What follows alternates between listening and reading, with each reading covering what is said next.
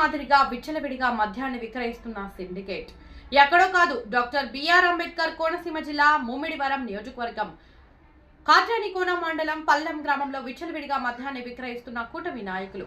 ప్రజల ప్రాణాలతో చెలగాటమాడుతున్న లోకల్ కూటమి నాయకులు ఎవరి అండదండలు ఉన్నాయి?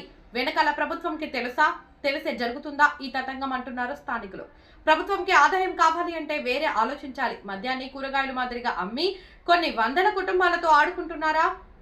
మహిళలు పట్ల చూపించే గౌరవం ఇదేనా? మద్యాన్ని ఆపేస్తే ప్రభుత్వం నడవటం కష్టమని ఈ పని చేయటం ప్రభుత్వం పట్ల ప్రజల్లో ఉన్న నమ్మకం ఏమైపోతుంది అంటున్నారు అక్కడకు వచ్చిన హిందూ సంప్రదాయ భక్తులు. ఎక్సైజ్ అధికారులు చూసి చూడనట్టు వ్యవహారం చేస్తున్నారు అనడానికి ఇదే కారణం.